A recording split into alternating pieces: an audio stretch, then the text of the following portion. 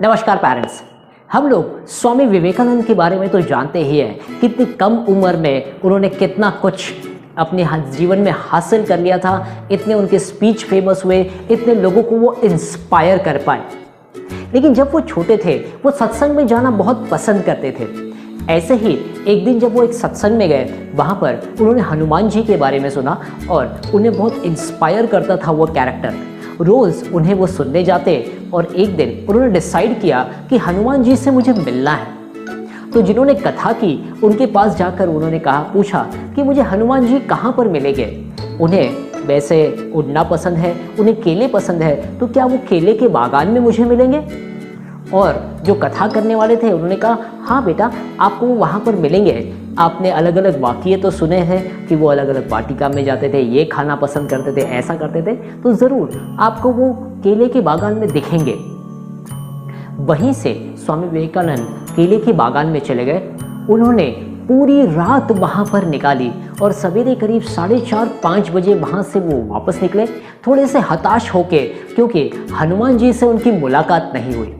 जब वो घर पहुंचे तो मम्मी उनकी राह देख रही थी और मम्मी ने कहा, अरे बेटा, कहाँ रह गए थे? और तब स्वामी विवेकानंद ने कहा कि मैं हनुमान जी से मिलने गया था बागान में, लेकिन पूरी रात हो गई, वो आए ही नहीं। इस समय उनकी मम्मी ने बहुत ही डिफरेंट तरीके से रिएक्ट किया, जैसे बाकी मम्मी करती है वैसे नहीं। उन्होंने थोड़ी देर के लिए सोचा और फिर रिएक्शन दिया, बेटा, हनुमान जी वहाँ पर नहीं आए, इसका मतलब ये नहीं कि वो तुमसे मिलना नहीं चाहते। हो सकता है भगवान श्री राम ने उन्हें कुछ काम दिया है, उस काम के लिए वो निकल पड़े हो और वो आपसे मिलने ना आ पाए हो।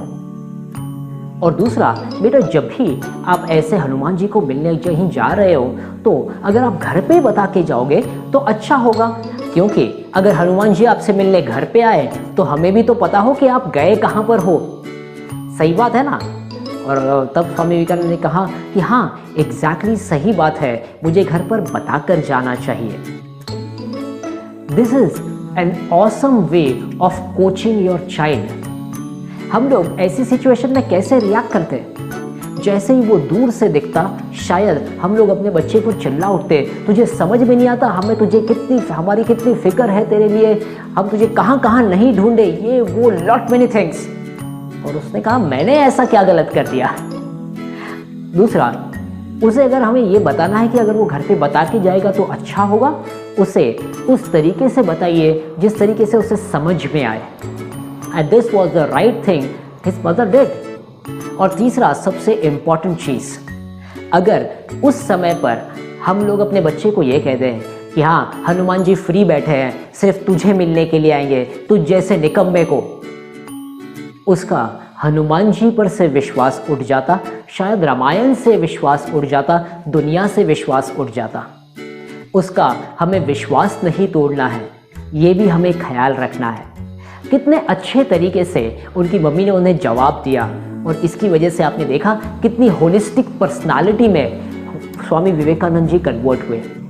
अगर हम भी चाहते हैं अपने बच्चे को एक होलिस्टिक पर्सनालिटी में कन्वर्ट करना, उनका ऑलराउंड डेवलप करना, तो फिर हमें भी एक कोचिंग पेरेंट बनना होगा और अपने दिमाग को शांत रखकर ऐसी कोचिंग अपॉर्चुनिटीज़ को मिस नहीं करना होगा, उन्हें कैपिटलाइज करना होगा। तो क्या आप तैयार हैं एक कोचिंग पेरेंट बनने के लिए?